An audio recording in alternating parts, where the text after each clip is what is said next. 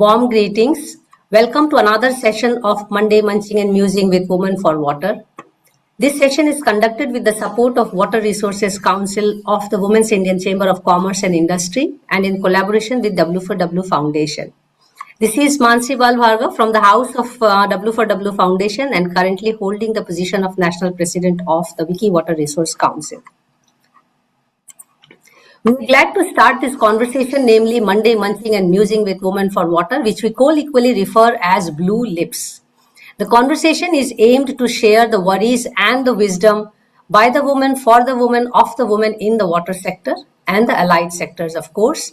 In here, we hope to learn about the water endeavors of the woman in a regular disciplined manner like a masterclass. This conversation is part of the research on women in water focusing on leadership, and the method used is called autoethnography, which in simple words translates into one's biography written by someone else, which is me here. The interview is actually conducted in an open-ended structured question. So there are questions, but they are tabled around in a very interactive manner so that the conversation can flow like water. We are 100 sessions old actually, and today we are at 101 session, and it is such a privilege to have two wonderful ladies. One of them I have met personally and another one I'm looking forward. Nidhi Jamwal and Parineeta Dandekar are our guests today, and thank you so much Nidhi and Parineeta for agreeing to do this, and what a wonderful number session we have, 101. Before I invite you for the conversation, a quick overview to keep on record about your biography, which is long, but I will keep it short so that we can focus on the conversation here. Nidhi Jamwal is an independent journalist who reports on environment, climate, gender, and rural issues. With multi-award winning for over 27 years, she has experience in diverse field, as she said, but importantly also recipient of several awards. Just to name a few: UNFPA at 50, Special Ladli Award for consistent engagement on feminizing climate solutions. She has worked for 12 years with Down to Earth magazine as its correspondent, and she's the former managing editor of Gaon Connection.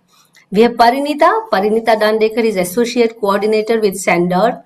We all know Sender, all of us work in the water sector, and she wants to keep it short, saying that she's in love with Indian rivers for over 2 decades. And she has worked a lot also on rivers ethnographies, Mershon Center for International Security Studies, Ohio State University. She works on rivers, people, India, and that's what we also know about the South Asia network on dams, rivers, and people, which is Sender, as I mentioned. Thank you so much, girls. And we are going to have a very simple conversation here. And I'm very much aware both of you have actually transcended water and worked on many issues. And so it's not about the work. Basically, it's about both of you. So all set? Yes. Thank you. So I want to take you back to some years, probably when you fell in love with a subject like water, environment, women, basically the whole environmental domain, although we are discussing here water, but it's about being professional in that field. So who goes first? Maybe from Nidhi we start, because it is the order where I reached both of you.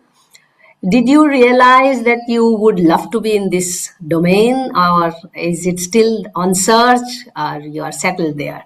How is it with Nidhi, and when was it? How was it? Yeah, so I think, it was never, Mansi, a very conscious decision to be working on environment. And I want to go back actually to my childhood, because now I can connect those dots. When I was growing up, I didn't know, but now when I look back, I know where the seeds were sown. So I grew up in a very small hill town in Riyasi district of Jammu Kashmir. And we have Chenab River flowing, down, and we used to see that river every day. And Parineeta has just done research on Chenab. So it was, and we lived in a very, very small township, which was so clean. There were no vehicles. We were surrounded by hills. Our hills were, full of forests. There were a lot of Gujjar communities, Bakarwal communities, which used to live there. Our milk was supplied by them. We used to walk to our school, a typical, life in a hill town. And so environment in that sense was like a part of our daily life. It was not something which we felt was different from us and we had to engage with it. I think it's only after I moved to Delhi, and we were used to pristine Chenab, we have seen, and like Mhm. some 40, 45 years back, of course, the rivers were far cleaner than what they are today. So for us, it was, and we used to drink water from tap. We were supplied water through tap. There were no filters, not even those candle Yeah. filters, which people started using. So, yeah, so we used to get tap water. My mom used to fill it in like a large pot, and we just used to drink tap water. It's only after coming Wonderful. to Delhi it was a culture shock, because in Delhi for the first time we saw those roadside people selling that 25 paisa water per glass. So first Hmm. of all, it was that shock that water is sold, and to imagine that people actually buy water, because before that I had never come to Delhi. So it was somewhere, I realized that water is like a commodity, in a city. And then seeing the condition of a place like of a river like Yamuna was again a shock for us, because even Tavi river in Jammu at that time was pretty clean. It was not like now, it's kind of changed a lot. So it was a shock at multiple levels. You have polluted air, you have water which has become a commodity. We couldn't think of anybody selling it and anybody even buying water. And also the condition of river like Yamuna. So I think that's the time one started to realize that you can't really take water for granted, because we were lucky we lived in a place which we were so integrated with the natural environment. But in big cities it was almost like a catastrophe. So I think my association is still, I'm still trying to understand, to be very honest. I think I know like 0.0000001% of, about rivers. It's like the more I learn, the more I travel. And I'm very fortunate as a journalist. I've traveled to so many places. I've looked at so many different kinds of rivers. And actually, like what you said about Parineeta, these rivers just make you fall in love with them. Every river has its own character.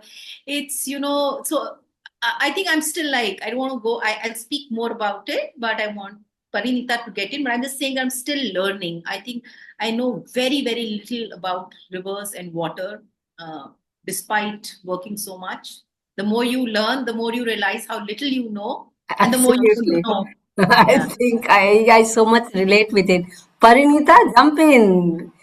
When did you fell in love or realize, whatever you may call it? Well, to be very honest, uh, I think I've always been in love with rivers, and it's very honestly and simply the only thing I know to do, and one of the only things, and the chief joys in my life. There is not much else that I can do, not much else that I would want to do, and I'm not even smart in any other things. It's just rivers. So I was born in Nashik, which is where River Godavari originates. And we used to have our Kumbh Mela, we used to have our pollution issues and floods and everything. But, I think, and this is a story of all the towns in India, because we have such, complicated relationships with rivers. It's a relationship of love, hate. It's a very close, uncomfortable, claustrophobic sort of relationship, which is very difficult to escape for any town in India. And not for nothing that, the towns which do not have rivers are actually called as the Kugram. And, they're like, people are surprised that the towns don't have rivers. Yes. Rivers, or in some or the other manifestation of water, it might be groundwater, it might be glaciers or whatever. So I think I was always,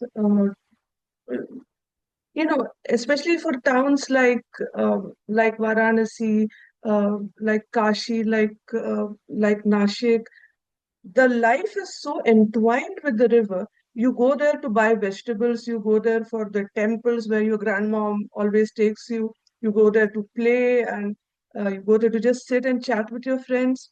So, for me, from childhood, river was a place where everyone comes together. And, 20 years that I've been working on rivers, and the only thing that I always see is that rivers bring people together, they unite people. Yes, We have, I've had some of the most strange conversations with people which were not possible anywhere else. They were made possible only because there was a river bank available for us. And I now, after working on, and we keep working on governance, dams, etc. But I do think that at this point of time, uh, healthy flowing rivers are not only important for the environmental and the physical health of the nation, but also the mental, spiritual, and joy of the nation. We absolutely. want, yeah. So that's about it. It's. I've never done anything else other than working on rivers, so a bit biased here. Not really, but I must tell you that I am a big fan of both of you writings, both of you. And Parineeta, I also have some of your writings part of my PhD research as well. So thank you, both of you, have to be writing so candidly about environment, about women. And that brings me to the next question on women. And as this conversation is not about the water or the rivers, we want to know more about how women in this sector maneuver their life to achieve what they wish to achieve. And as Parineeta just said that you just know to do river, I want to extend this conversation from that point onwards. That there are very few lucky people who can really converge their passion, their profession together. We are those lucky few, I must say, the privileged ones, and also the personal life. And being a little bit senior than both of you, I know that when I was young and looking up to some women leaders, not intentionally, but when we look at leaders, we were having all mostly men. And I started a career with only knowing Vandana Shiva, Medha Patkar, Sunita Narayan, full stop. You know, uh, and also realizing, looking at our mothers, aunts, and everyone, how they juggled with this professional life and a tendency to have this superwoman syndrome to do everything perfect personally also, which is physical health. Mental health is still not in the forefront, and so well put by Parineeta that the health of nation is actually the health of river and health of women for that matter. How is Nidhi and how is Parineeta juggling this whole three, I will say, tenets of life and trying to find balance? Do you carry that superwoman syndrome? Have you gone past that? I went past long time ago, but I would like to know, do you have any mantras to bring them together or you manage them independently? What's the mantra for younger generation we can learn from you? Maybe we start with Parineeta this time. No, I was actually looking. You shouldn't have done that, Mansi. I was Okay, looking so we forward to say listening to Nidhi. Nidhi because Nidhi, I've seen her. I've seen her managing her kids, and she has such a beautiful relationship, and she travels so much. So I was, मेरे कान खड़े हो गए थे कि आप madam क्या Okay, बोल we hear Nidhi then first. Then okay, no What are the issues. three tenets you were speaking of? One is a professional, personal, and what's the third one? Sorry. Passion, passion. So Passion. we Oh, bring actually, it my to. passion is my profession. So that's So, what I'm saying. We are lucky to have that convergence. Still, it requires some efforts to bring the personal life, passion, profession together and be content with oneself also. So that's the superwoman yeah. syndrome we saw with our aunts, mothers who are successful women. No, I mean, to be very honest, I mean, if you ask me about superwoman syndrome, I think I do suffer from it. I still Hmm. suffer from it. Okay. I'm not gone past that. But I mean, I also feel that the definition of how do you define a successful woman Hmm. uh, is also questionable. I mean, to my Yes. mind. Why I'm saying I'll come back to my story, but I mean, I also feel that I had a mom who never so-called worked professionally. Hmm. You know, she was a Yes. stay-at-home mom who raised three children to the best Hmm. of her abilities. And a lot of times when I now look back, I feel a lot of things I'm able to do today is because I had that support of my mom when we were growing up. So Hmm. I also feel that we all suffer from that superwoman syndrome, and we feel that unless you are working and are excelling Yeah. at and doing this, you are not successful. And I think that's the burden that actually has been put on women. Yes. And I mean, so many times I actually, when I speak, and I actually tell my mom, I said, no, mom, I mean, I think it was better. You had a choice. He had three big projects, in fact, four with And I the. think you also somewhere had a choice that do you want to do this or do you want to do that? Today, what has happened is that most of us do not even have that choice because of the societal, norms and the societal things that has been put up. I'll give you an example. I mean, I'm coming back to my story. I mean, I have two kids now. They're grown up. My daughter's 19, my son's 14. So more or less, they are like kind of they're past that stage when they need me to spoon feed them and look after them. But I also realized that I always had this pressure that I can't take a break, but Yeah. that. So I think that's at some level it's also a very unhealthy pressure. Yes. Women should not be having that pressure till the time you don't have a suitable agency or people to, because I believe raising kids is much more difficult than any other job in the world. Absolutely. I could be biased. So now coming back to this whole thing, I think it is a pressure which we women have. And how do you balance it? It's this, I mean, I haven't cracked that formula that, if you do A plus B is equal to satisfaction and contentment, both as a journalist and as a mother. I think that formula we are all grappling with. But with me, I was clear on one thing, that I wasn't seeking uh, uh, career in the sense I wasn't seeking designations ever. Like, to me, a lot of times people tell me, oh, you've been working for 25, 27 years. By your time now, people are editors and all of that. You're still traveling and doing, reporting and all that. And I tell them I do that because I love that. I wouldn't be sitting in Absolutely. this. So, that's the choice you make. One is Yeah. that you're not seeking that kind of, editorial promotions. So once you get out, like after I quit Down to Earth, that was my first job for 17 years. It was difficult to leave a full-time job because you're so used to being attached with a certain position, with a certain monthly salary, and all of that. So it was difficult. But once I got out of it, it has actually helped me do what I enjoy doing. So I think that's once you realize that I want to only do things that I enjoy, it makes your journey easier. It Yeah. takes off that burden of doing too many things. Like by now, I know I refuse a lot of projects. I work independently now. I refuse a lot of projects because I'm also very clear that, okay, I might just take up three things, but I want to enjoy doing those three things and I want to go in depth. I want to travel. I want to meet people. I want to understand things and then I want to put them, down together. So that syndrome is very much there. That pressure is very much there. I won't deny. I still have that pressure. So many times I tell my kids also, I think I'm not a good mom, because we all Yeah. suffer that. And Yeah. then Yeah. they are like, "Are you stupid? Go have fun. You enjoy doing this. You do all of that." But that thing, somewhere stays. I mean, I know I'm still struggling with it. It's not easy. It's not comfortable. But I guess, I mean, as women, I mean, we don't have easy options. Really, we don't have. We really don't have as of now. Yeah. Parineeta, what do you think? What's your take on this? Or some mantras, Well, tantras? I have no mantras. I can only sit and listen to mantras. I have no mantras of my own. And I absolutely support and second whatever Nidhi has said.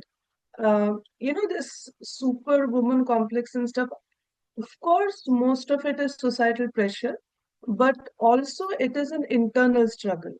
Hmm. And it is an internal struggle. It's just, um, and I'm not happy saying this, but the reality is that my son is also 18 right now, but uh, the baggage of guilt is very big because Hmm. we spend the kind of work that we do, and it's a bit different than professional work, right? I would never think that what we do is professional work. It's a work, I think it's a bit more than that. Of course, it's professional. We have our deadlines, we have deliverables which are profoundly important in some larger way, or we would at Absolutely. least like to think of it in those terms. Maybe they're not, but we definitely are committed to them in that sort of way. And so when you have all this together, so there is a lot of travel, there is work. I have always worked even when my son was very young, I had no working times. And my family found it a bit difficult to manage with. I was always working. So, Yeah. I- and it's not work. So for me, I'm never working. For them, I'm always working. So it's Yeah.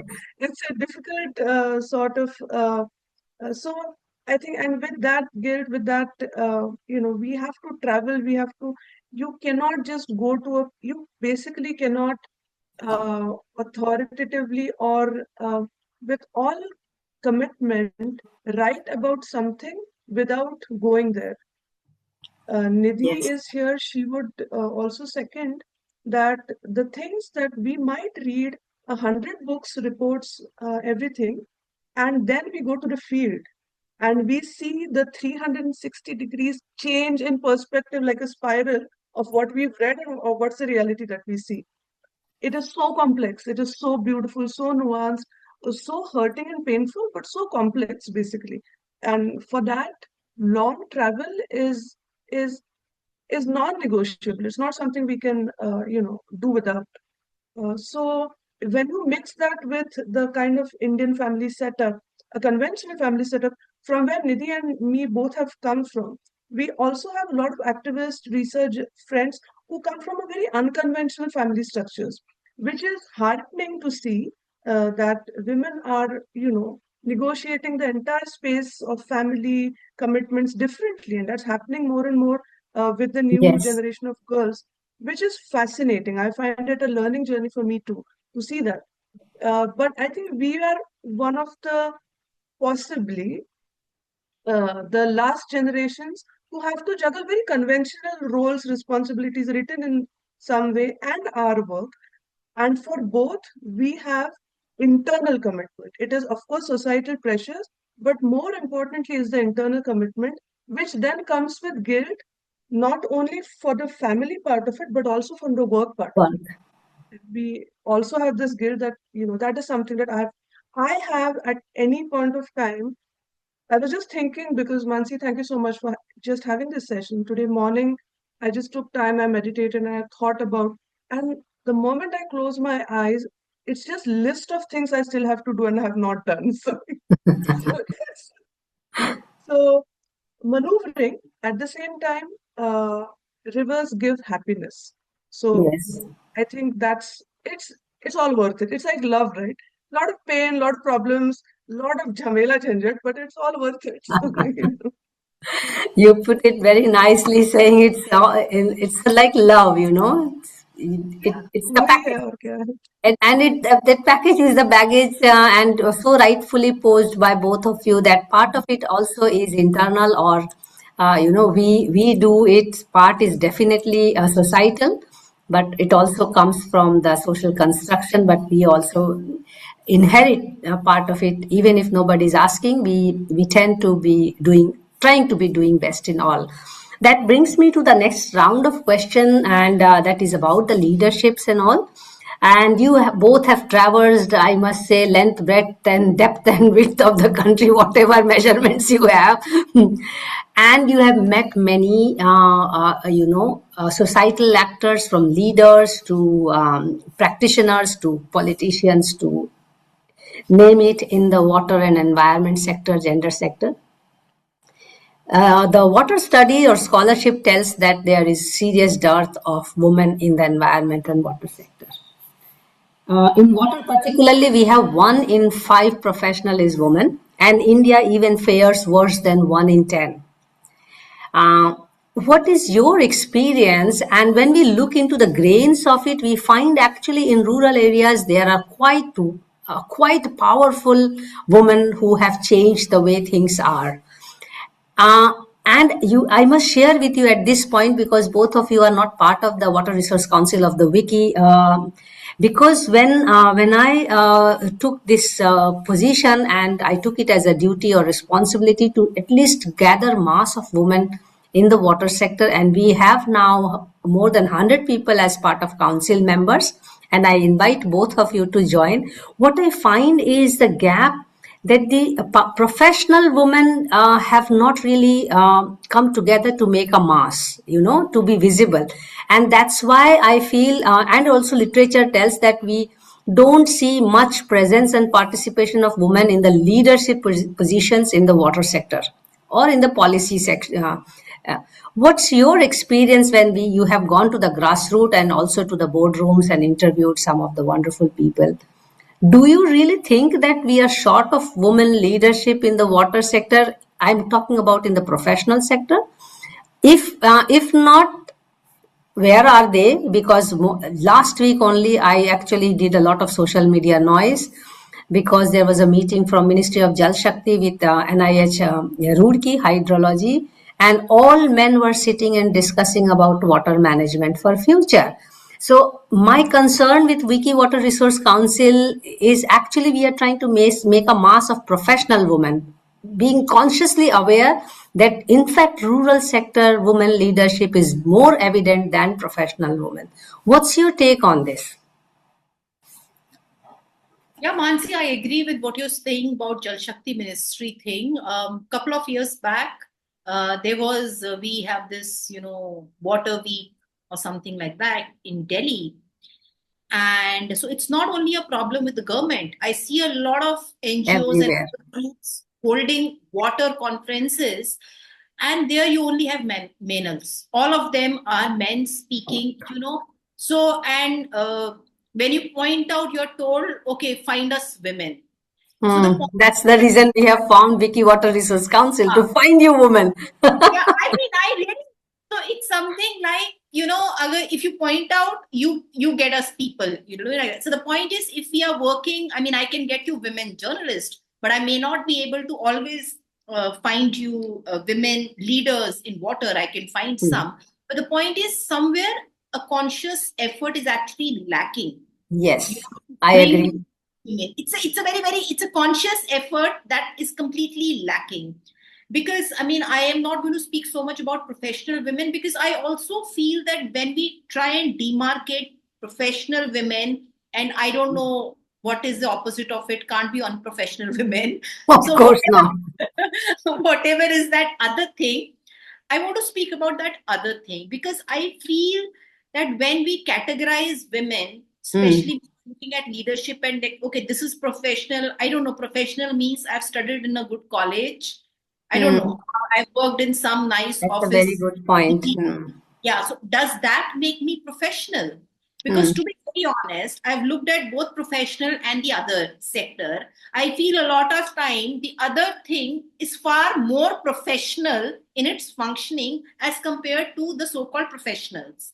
So Yes, I think somewhere, how do we define professional is. that's a good point. And as far as leadership roles is concerned, you were naming Vandana Shiva and, Sunita and all these people. If you ask me, some of the best lessons on water leadership or water issues I've actually learned from rural women that I have met. Yes, I agree with. And most of them are possibly unlettered. Hmm. Them are possibly unlettered. So that's why I kept saying that, how do you define a professional Yeah. woman? It's questionable. Now, the point is that we have to, because again, water works can happen at grassroots level. If you want to work in water sector, you can't be sitting in big fancy offices in cities and saying, I'm working on water. You have to work at the grassroots. And who are the people who work at the grassroots? It's usually the rural women. So I think somewhere this categorization, we have to break it. You can't categorize women in these two things.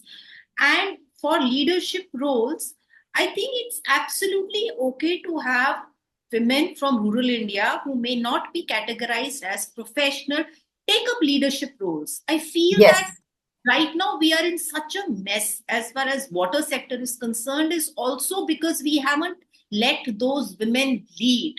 Because I have seen personal examples where local grassroots level women lead, they actually bring about some credible change.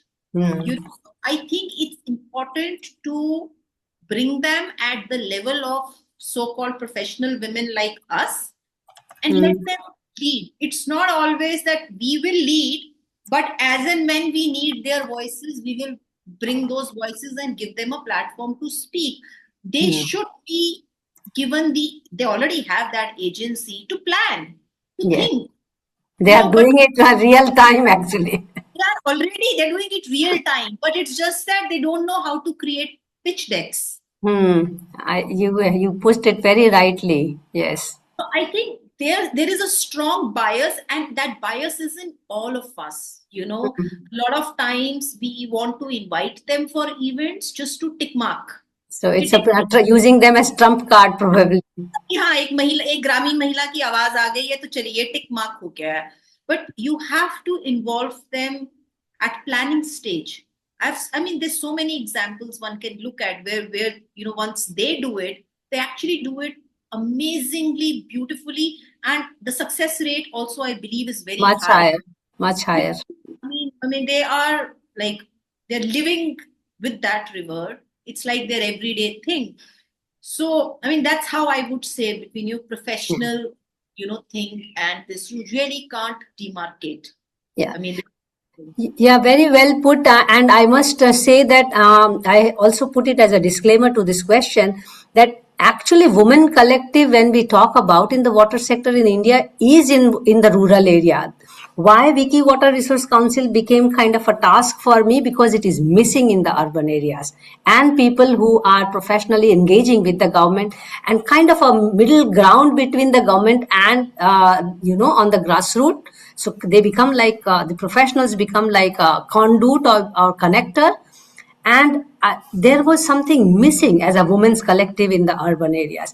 But whereas you see some wonderful women collective, we can see from Chhattisgarh, Fulbasan Bai is leading the largest women network in the world for that matter. We have Jal Saheli, we just saw them walking for almost so many days to culminate in at Yamuna Puja, and there is so much to learn from them, and I take it as a kind of a big learning. If there can be this platform which is right now very limited to these women like us, I must say, who have been more urban, and of course many of them are working in the rural sector, but I think they are much more organized than us, and we needed to be organized. And every project has a limitation and a boundary has to be set. So, Wiki Water Resource so far has been in that confined zone, but definitely there is many things to learn from how women collectives happen in the rural areas. So, I take your point very positively. And by the way, my presidentship has to go, and some new leader comes. So, probably we can also convince the new leader to expand the leadership to also, I mean, have the network. They have their network. Actually, we benefit more from them than they benefit from us to bring them together. What's your say, Parineeta? We've had this sort of divide Yes. between women on the ground, not on the ground, women always ending up doing all the work, putting feet on the ground and doing work with hands. We have had that in our country and throughout the world, Yes. right from Vedic times, Yes. right? I mean, one of the most beautiful poems on rivers that I've read is Gatha Saptashati, which is the first century poem of women written by women, and it talks about forests and trees. And even there, it is the same. It is the women who are doing stuff at house, they're tilling, they're even making poetry, and it is the men who are ruling. And so, or if look at cooking and chefs, though women do all the household cooking, when it comes to the role, see, the difference between professional and unprofessional is limited to only, from my point of view, whether someone else is giving you money Money or for you're it. doing it on your own for your own good. So, that's so if you're a chef, there's someone else who's going to give you money, and then that currency is a social currency. You Yes. have a name, you have a role, you have someone looking up to you. You Identity, have a importantly. and you have a role which is separate from your identity. I'm Yeah. a person, but I'm also a chef. Hmm. Whereas the women, I'm just back from, like Nidhi said, we are working on ethnographies of the Indus Basin rivers. We've done it on Chenab, Jhelum, Ravi, parts of Bias and Satluj. At every place, it's not an exception. You look at environmental, movements throughout the world, most of them are being led by women. Yes. That is not their other identity. That is who they are. There is no fracture there. There is no professional, and now I've come home and put my bag aside sort of role there. It is their identity. And that identity in the way knowledge systems work, even activists find it difficult to write a peer-reviewed research paper Yeah. because the language changes from the woman who talks in Jispa Bandh in Chenab headwaters, which there is a huge now struggle between India and Pakistan, Indus Water Treaty, etc. But the woman stands on the ground, last village which is inhabited, and she said, "हमने dam वालों को भगा दिया यहाँ से." You have How do I convert that into a language? And then I write in a journal the narratives of local people of sustainability and so it's Yeah. that sort of word currency that I need to use. I'm bad at it.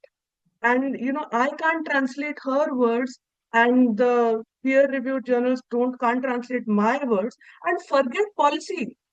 Policy is a completely different ballgame. The policy makers don't even give a anything, neither to that woman, neither to research activists, nor to the people who are coming with peer-reviewed journals. You look at the expert appraisal committee of the MOEF, which sanctions dams. Hmm. It not only does not have women, it has repeatedly had members of the dam builders themselves as a part of the committee. It is not accidental that these things happen. This is the way the system is structured for these things to make them happen. It is not an accident. It's none of the engineers who are the only people in the decision making positions to talk about rivers are there by accident. It is a part of that entire system. And um, I mean, look at it from Pune. I mean, I'm seeing women take the river discussion further in urban areas too, right? In Yes. Chennai, in Pune, it's just so fascinating. But again, they are not doing it because they're getting funded, because they're getting any fellowships, because they're nothing like this, just because they are concerned. In Italy, the biggest European environmental, the environmental case which was led by an organization called Mama No PFAS, that is Moms Against PFAS. And then women have their roles. I mean, I also have a problem with, assigning a nurturing role to women because that is very limiting in itself. It has its politics of its own to contain That and was, constrain. yes, Yeah. absolutely. Even when women are a part of watershed committees, what the roles and responsibilities they have is to talk about domestic water and all that. But when it is decision making, then it goes to the village council and the sarpanch, and then then the divide starts, and then it's sort of widens. So yeah, so just like Nidhi said, we don't want to transcribe their voices. We have to pass the mic to them. They have to talk. We can't talk on their behalf. We have talked on their behalf for a very long time. Honestly, we are a part of the privilege also of that entire system. But Yes. it also it's a step by step Yes. process. The fact that we know it and we are openly admitting it, putting out, that itself is, I think, is a step in the direction. Absolutely. It's a transition we are looking Yes. at, and that is also one of the foundational thoughts when this research I started is if we have to be the voice, then we should be better, placed to understand each other, not only with the people who are we are going to work with, but also with between the peer group. So it's kind of seeking accountability other than seeking a mass, because when you look at these manal events, Women are there, probably carrying the tray and the flower bouquet most of the time and comparing the session. I mean, That's this has something been that so should be sick. banned, Women Honestly have to banned. stop Women doing that. getting the tray and stuff. It's The just, women have to say no to it, but most of yeah, the time these events yes, are organized by women for the men. yeah, It's Correct. yeah, it's it's yes, it's usually yes, it's again going back to the same situation of serving the patriarchy or the cementing the absolutely. patriarchy to some extent. Anyway, we come back to the leadership question here because generally leadership word is free of gender. You know, it's a genderless situation, position, whatever you may call it, and often the word itself brings the point that it's kind of a pyramidal situation where there are followers or where there are people who are with the leader or looking at up to the leader or working with the leader are led by the leader.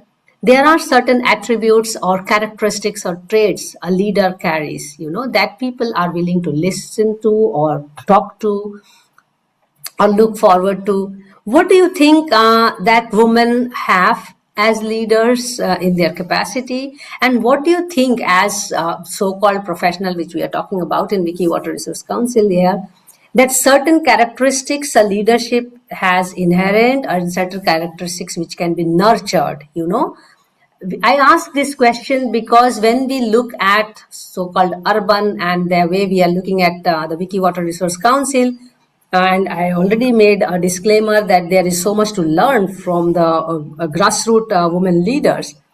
There are certain traits which can be nurtured. What have you experienced? Who are these powerful women? What do they, what do they, uh, what do they tell you? Their characteristics or their, some things which are not attractive. I will say convincing. Have you ever noticed those things, and how do you define leadership for that matter? It's not only about women or men, it's about who would you think are leaders based on the characteristics? I think I would say, to me, a good leader is somebody who can actually, because all of us have different capabilities, we have Hmm. our own strengths and weaknesses. To me, a good leader is somebody who understands those strengths and weaknesses of their team members. I think, to me, I think that's one thing for a leader, that okay, this person is good at this, and this person is not so good at this, so somebody else can complement it there, because it's always teamwork. You might be a great person, super knowledgeable, intelligent, creative, but if you cannot work with teams, you cannot lead teams, the it doesn't really help. So first trait, I definitely feel that a leader is able to identify that in each member in their team, what's their strength, what's their weakness. Second thing is that I think also a leader is ready to take risks, is what I believe. And it's only when you are able to take those risks can you actually make your team believe that, okay, the leader is taking the risk, so we can also march forward and try it. So taking Hmm. risk is also very, very important as a leader. Third thing I believe is that the leader somewhere also has to be, I mean, I personally feel, I might be wrong, has to be a good orator also somewhere, that those skills are required, those oratorial And that skills. can be nurtured. That's what Yes, exactly what we are looking at. Yes. absolutely. Fourth thing I would say is a leader always has to be open to learning. The Hmm. things are developing so fast. They are changing, the way tech is changing. I mean, everything is changing so fast around us. Unless you are open to learning new things and identifying your own shortfalls, like I mean, I'm looking as myself as a journalist who started as a print journalist. Now if you see, media landscape has completely changed. It's gone digital, multimedia. Now AI has come in. So, I mean, I've just finished a short course on AI. Now, whether I use AI or not use AI, that's a different thing for me. But I must understand what it is to be able to whether criticize it or to accept it. So a leader always has to be open to new learnings to remain relevant. Because, if you are not relevant, none of your team or your work is going to be relevant. You will come across as a relic, and you want to engage with youth, and you can engage with youth only if you learn those new things, and you're also relevant to the youth of the country or of the world. So I think that's important, and I think leaders also have to be a little crazy, I feel. That's part of Yeah. taking risk. I think it is. It is. You really have to be crazy. You really have to be crazy to say, okay, I'm going to do this and let's try it out. So that streak of craziness, if you are always going to want to remain within the norms, you are not going to be a leader. You have to be little hatke, a little like crazy, as I call it. So that's what comes to my mind immediately. Okay, Parineeta?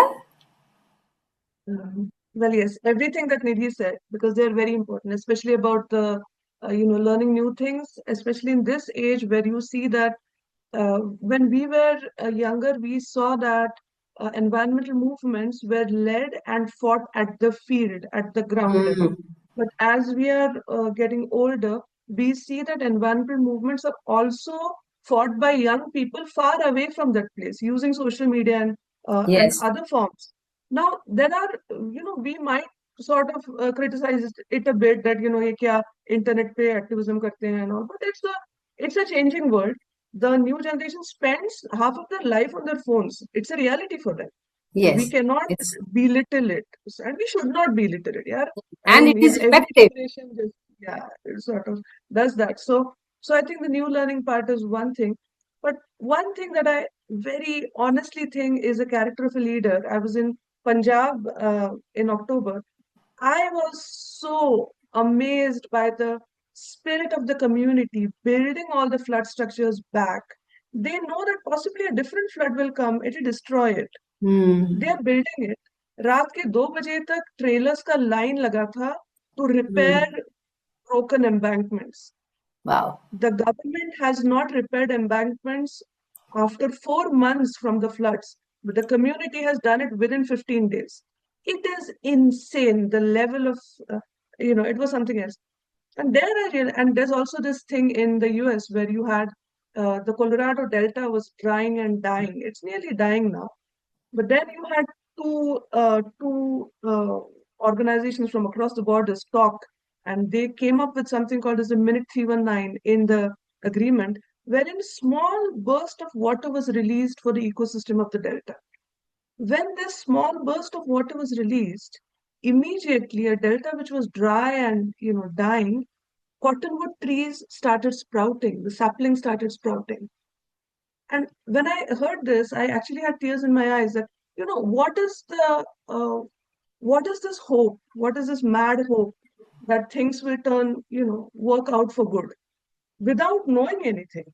Possibly in the face of obstacles, this hope of thinking that no, if I work and if we work, things will change for good. And I think in Punjabi, they call it the Chardi Kala. Chardi Kala it is the hope in good and the spirit that everyone will come together, work, and good things will happen.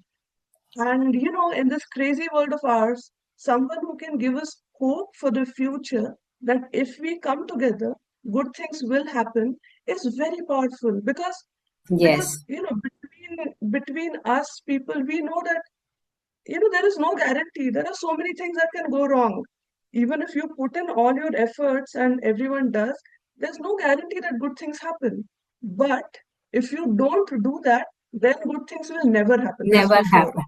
Yes, So I think, a leader is someone who takes leap in of faith in a place which is dark, where he sees the star and he makes sure that everyone follows them.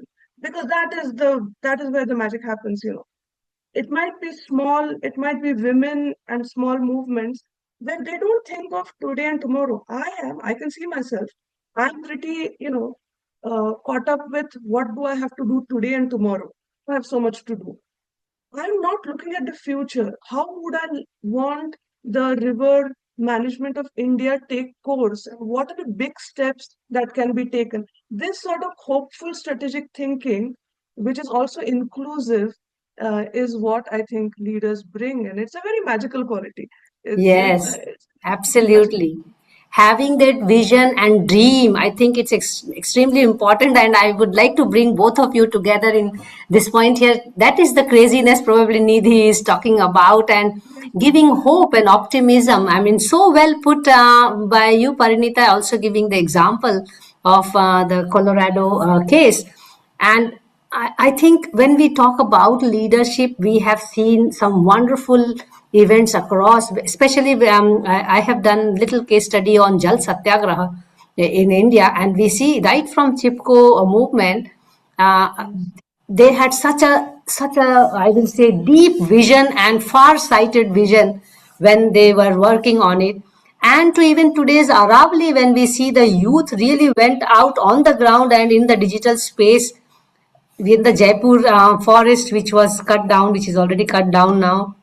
We saw in Hyderabad. So true that we have to also know the new ways to really reach out to people, because it also is important that the cause is heard by more people, if not solved by more people. I think that is done very well today. That brings me to actually the penultimate question, and we will now go to the idea of having council, platform, association, or something like that, because this question is dedicated to Wiki Water Resource Council. I would like to know from you if you are part of any such networks, groups, or councils which are working around water, women, environment, and how do you see their roles in developing a woman professional career? Do they help? Do they matter? Should people join them? Because we will believe that in Wiki Water Resource Council that at least we have a mass now, so we can say that these are the women who are there. They have walked, they are talking about it, they are working on it. They cannot be, they are not invisible, they are there. But doing it individually, probably they are personally benefiting, but in the long run, it is not benefiting women at large. So that's the small contribution we aim to do. But I would like to know from you, because you come from different genre of work than mine, but also Wiki Water Resource Council is something which you are unaware, but you have your own experiences of. I know Press Club of India, which is very common space, but otherwise, your take. So I will Press speak more. Trust of India, no, sorry, Press Trust of India. It's not Press Club. Sorry. Press club भी है वो अच्छा. हाँ there is press club of India also where Okay. all the journalists go to drink in the evening but press trust Again, Manals, Manals mostly. We need something like this yeah for women also. so I think as far as so I will speak more from journalists thing Hmm. women and all. So I am part of a network which is called Network of Women in Media Hmm. in India.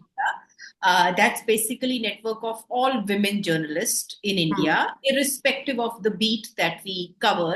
Now, Hmm. most of them are actually reporting on environment because now environment is like the big thing. You can't escape it any beat you cover. Hmm.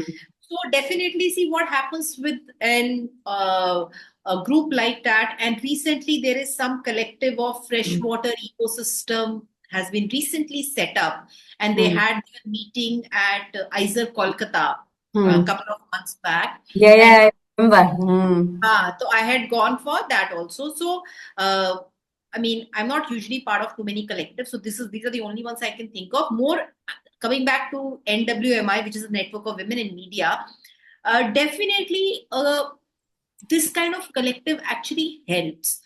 One is that it brings in that critical mass. Otherwise, especially as journalists, most of the journalists today are independent journalists, which means that we have nobody's back.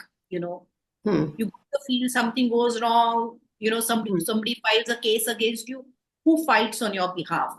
So a group like that becomes very, very important. One is it gives you an identity, Hmm. some kind of a support system. And a lot of times when get thrown, get stuff like that, and NWA actually speaks up for them. And even it provides legal, if you wanted some kind of a legal help, NWI helps with that legal thing also. So at that level, I feel it is very, very important to have those kind of collectives, especially for women, because things are becoming very, very difficult. I feel 20 years back, possibly working as a woman journalist was far more easier than working now. The kind of trolls in real life or social media that you have, it's very difficult. When I go to the field now, I never used to feel scared, to be very honest. I've even traveled to areas were Naxalite affected to report, but I never felt scared.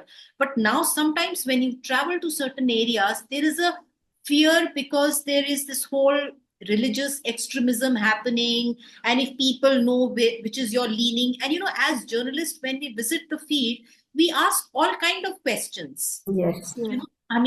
So irrespective of anything, I might be asking questions which are pro-government or so-called anti-government. So how things flare up, you don't know at that moment. And as a single woman journalist in some far-flung area, it can really lead. So collectives definitely help. They give you a sense of identity. They give you a support system. They also provide you some kind of a legal support in case things go bad.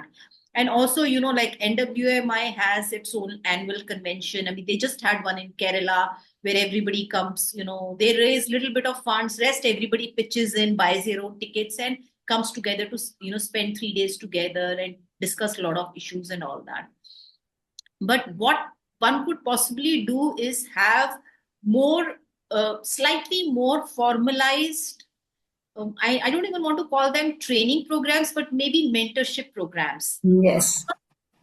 We were lucky that we had very good mentors. We had very good editors from whom we learned. Now that is completely lacking now. So we need some kind of mentorship programs for the young women who are entering this space, whether it is journalism or whether it is water sector. So I think if we can have something like that, it will really, really help, because a lot of times I see young women really want to do a lot of things, but they're lost. They don't know how to do, how to channelize their energy. They want to try a lot of things. They are looking for internship opportunities and all that.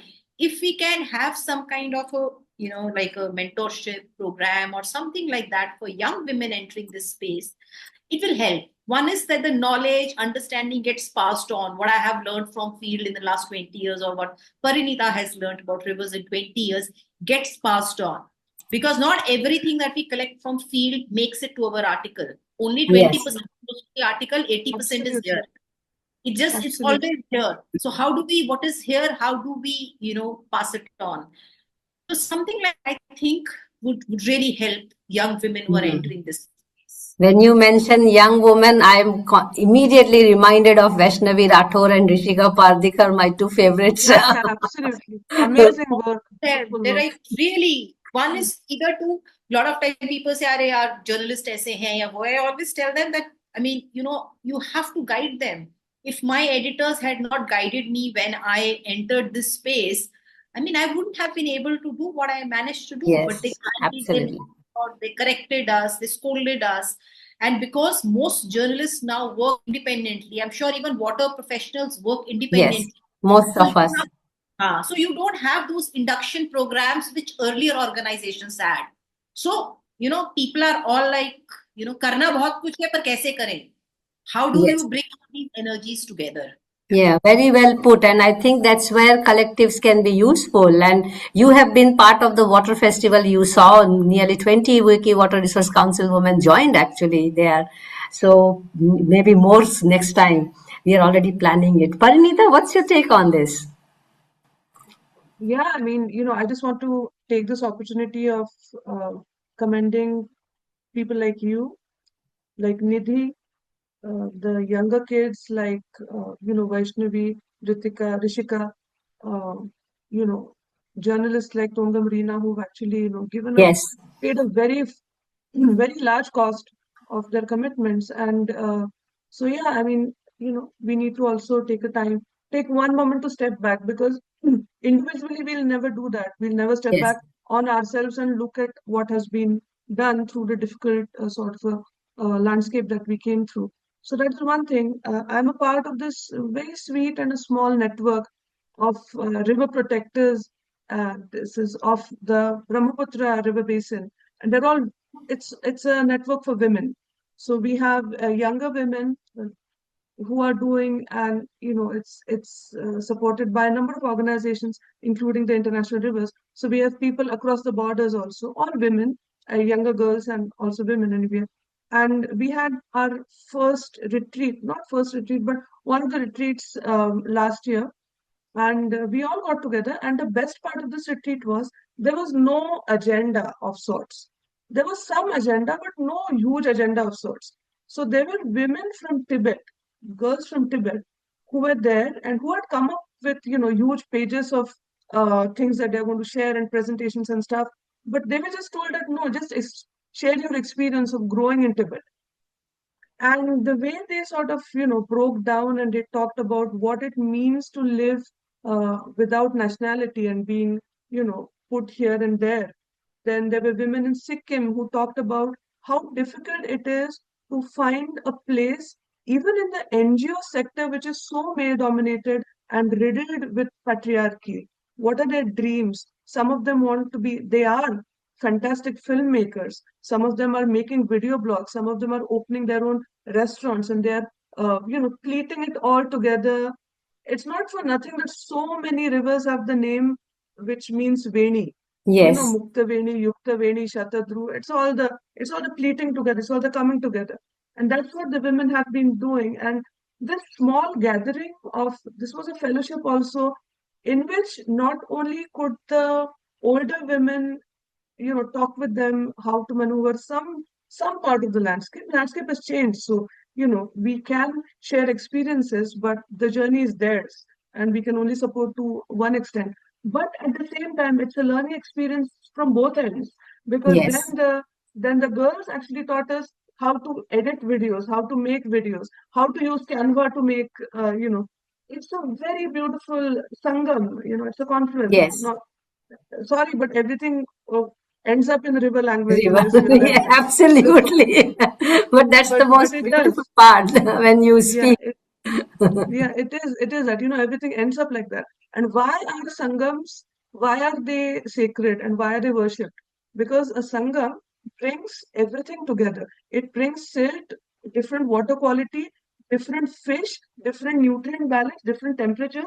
And when that comes together, that place is ecologically the richest part of a river basin. Yes. It is the conferences, and it is important because it is so different, two different things coming together. And so I think we really need, like Nidhi said, this just it. And I think it's also there is some it is some credit on having things which are free flowing. Hmm. Again, river balance, but when it's free flowing, where there's an open discussion, where the learning is both ways. Yes. We are learning from them, they are learning from us. But I initially I've been working on my own for most of my life. I work with Himanshu and my network, and but I've been in my own office since from when I remember. And I cannot overstate the importance of these networks and gatherings. They Hmm. give you a new sort of energy. So Absolutely. it might be a virtual gathering, it might be an in-person, which is even better, but it's necessary. Although it does take a full-time energy of one person to organize, think, Oh, and to absolutely. I know it achieve. firsthand. Yeah. I That's know it there, very that's much there. firsthand. Yeah. To bring those 100 plus women, when we started getting people in the council, I only knew 4 or 5 of women, and now it is such a privilege to know more than 100 women in the water sector across Wonderful. the country. And you are still not part of 100, so actually knowing more, because in 101 session we have nearly 125 people spoken to us, young and seasoned both players. That brings me actually to the last question, which is more of a bite or a snippet which we want to eventually take further as promotional stuff. And it has 2 questions, very simple questions. It's a message for the younger generation, because this whole material is also created for peer group and younger generation to let people know that there are women who are working in very nice way, in a very dignified, in very important way, integrated way. But still, we want to have this message. Question one is why we need more people to work on environment or water. What is your take on it? So one snippet, and the other one is what simple behavioral change you and I can bring when we work together so that women feel more motivated or more, part of doing something important for the cause. So two simple questions, two messages. We again go with Nidhi.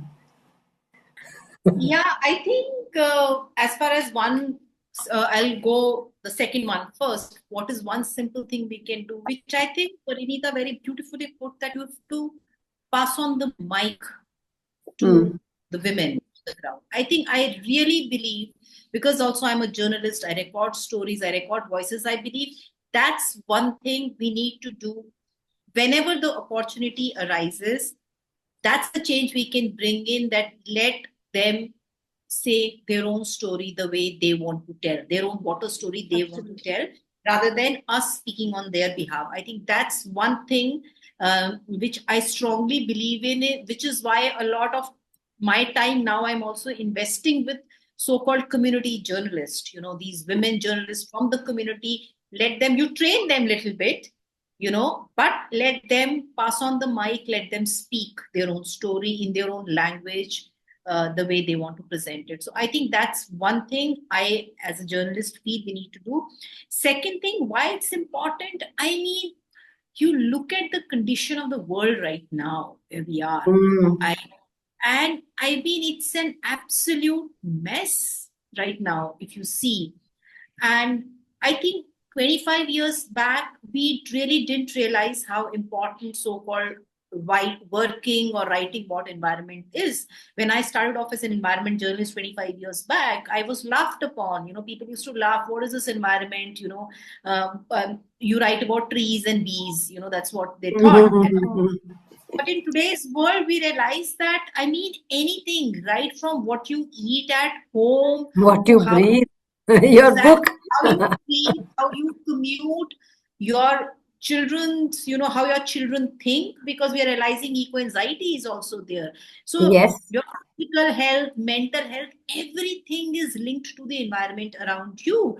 So, I mean, one doesn't even have to think that why we need to work on it. We need to work on it because, I mean, otherwise we You won't need be. it. You need it. I mean, it's literally the question of our survival now. It's Yes. not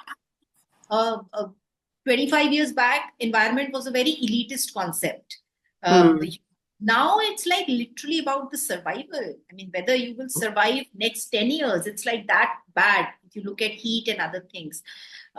So I think, I mean, and war, I think we used to keep speaking about water wars and all of that. I remember when we started off that next war will happen on water. We already have war happening right now. But the way situation is, like, what happened between Indus Treaty between India and Pakistan, those things are going to get worse in the coming years, and where we are all sharing transboundary rivers. I mean, Yes. war over water is not going to be something like a dream. It looks very much like a reality in the world right now. It's happening. Yes. Exactly. So, I mean, I'm talking of full-fledged wars you would have around waters, because all of us share rivers.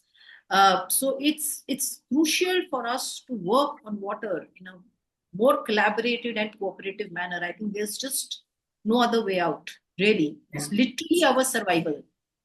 Very well put. Parineeta, your take on this? Yeah. Again, have to underline and support what Nidhi said, that water and environment is our survival. There's, hardly, I mean, it's like asking why do you need to eat or drink water? Because we need to. I mean, that's the bottom line. We just need. Uh, I would also like to add something to that, look at the river conflicts that we have. We are in the midst of the Indus Rivers Treaty, events and scrapping, and we are actually saying, India is actually saying, and Indian media feels good to say that we are Yes, going to parch Pakistan of water. this So is in so. this, the river And that gave Indian civilization its name, we don't think twice about using it as a weapon of for not only of conflict, but for parching the other population to it's make it thirsty.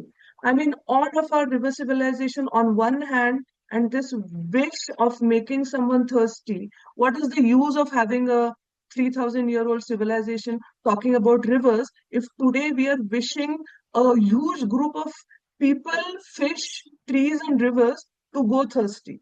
So it's very problematic.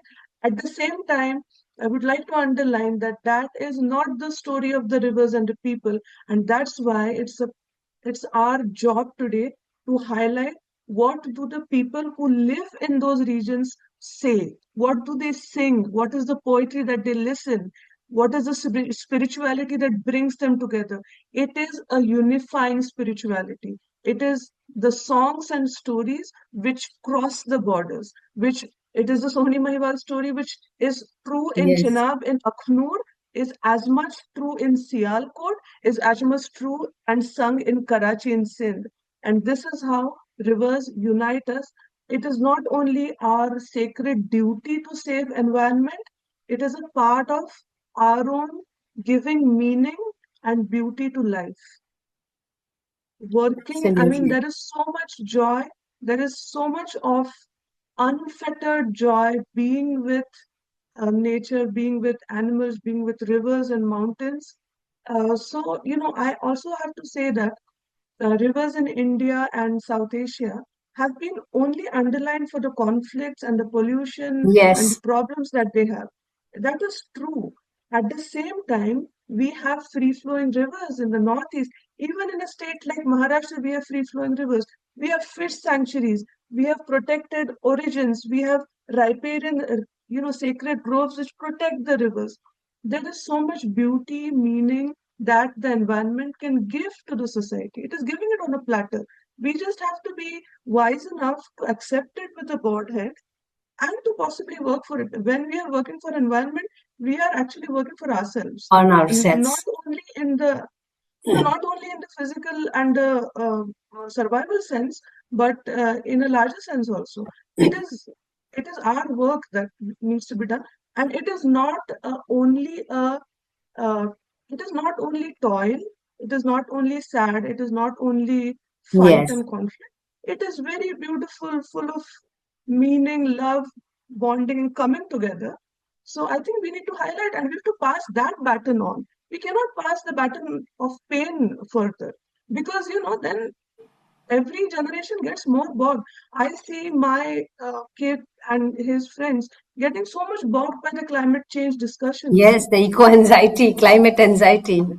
anxiety, and I don't, along with that anxiety and sense of urgency, we also have to share the sense of beauty and hope with them. And yeah, we can do that, I think. Yeah, so well said. And actually, I have my TED talk on that.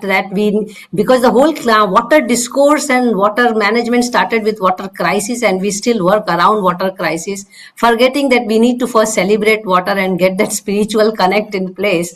And so well put that working on environment and water is working on oneself, which is also something I strongly believe and spoke in that TED talk. And I think this is one of the most wonderful sangam or session, I must say, that we had today. And this is also a time you have one chance to ask me if you have any question. So that has brought an end to the conversation, but I offer to be a little bit fair to both of you if you have any question to me, or you can ask outside also, but just to have it on record. If there is any question, I can take it up, whether it is related to research or personal, it's okay, no problem. What's the source of your energy? It's definitely not any of those batteries which are available. So I think it's the convergence of that personal, professional, and passion. I cannot ask more from life, to be honest. The way I have conducted, and I will take little bit from Parineeta. I have been literally flowing right like river, touching the banks of the knowledge from all of you, to be honest. And it has been so wonderful to conduct these 101 sessions and hearing all of you out. Honestly, for me, listening and learning has been the biggest blessing. And it keeps me going. See, I don't have to do anything. You were the one who were putting your energy. I have to just take out this time and discipline you to be here on this time.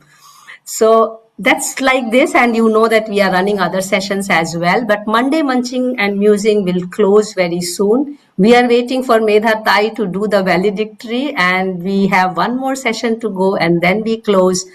And if you have no question, Parineeta, then I will also do the vote of thanks.